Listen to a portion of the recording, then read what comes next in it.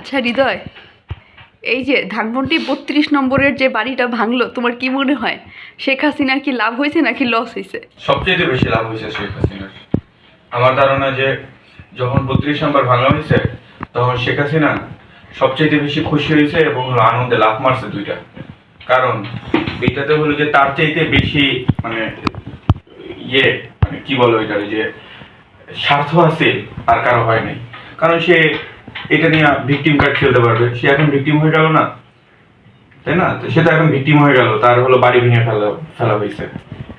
ফ্যাসিবাদ উৎখাত এগুলো তো হলো যে আমরা বুঝি, সে আমাদের নির্যাতন করছে, আমাদের হলো যে ইয়ে করে রাখছে, মানে স্বৈরাচারের মাধ্যমে আমাদেরকে হলো যে অনেক রকম কষ্ট দিছে, বেদনা দিছে, এগুলো তো আমরা বুঝি, এগুলো তার বহির্বিশ্ব বুঝে না। বহির্বিশ্ব তো বুঝে যে এই 32 নম্বরে একটা বাড়ি এরকম হলো ভেঙে ফেলা হয়েছে এবং মব জাস্টিসের মাধ্যমে কোনো রকম বিচারের বাইরে হলো যেগুলো ভেঙে ফেলা হইতেছে। তো এগুলো তো আসলে বহির্বিশ্বে খুব ভালো একটা ইয়ে দিতেছে না, তো যেটা বলে যে মেসেজ দিতেছে না। তো তো আর বহির্বিশ্ব হলো যে ওরকম ভাবে তোমার ফ্যাসিবাদ নিয়ে বহির্বিশ্বের কোনো মাথা ব্যথা নেই। বহির্বিশ্বের মাথা ব্যথা হলো যে ইসলামোফোবিয়া নিয়ে, তাই না? তাদের হলো যে ইয়ে হলো যে বাংলাদেশে কোনো মৌলবাদের উত্থান হইতেছে কিনা, তাদের চিন্তা ভাবনা হলো এগুলা। তো তুমি যখন নারায়ে তাকবীর আল্লাহু আকবার বলে এই 32 নম্বর ভাঙতে যাও, তখন তো হলো যে বহির্বিশ্বের কাছে ইয়েটা তো ভালো যায় না, মেসেজটা তো ভালো যায় না, তাই না? আর এই আর কি, এবং এইটা হলো যে শেখ হাসিনার জন্য একটা ভিকটিম কার্ড হয়ে গেল আর কি।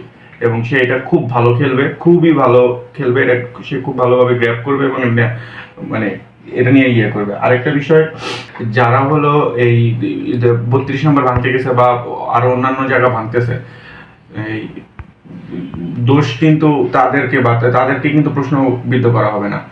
এই যে মবের মাধ্যমে যে ভেঙে ফেলা হচ্ছে, মবের তো কোনো প্রতিশ্রুতি নেই, কোনো দায়বদ্ধতা নেই। মব তো আর কারো কাছে ইয়ে করবে না, জবাবদিহিতা করবে না। জবাবদিহিতা কারে করতে হবে? জবাবদিহিতা করতে হবে হলো যে ইউনিট সরকারকে। তো এই বেসিক্যালি ইয়েটা যা হইলো, মানে ক্ষতি যা হইলো, সেটা হইলো যে ইউনিট সরকারের, বিশেষত হলো যে ইউনুস সাহেবের।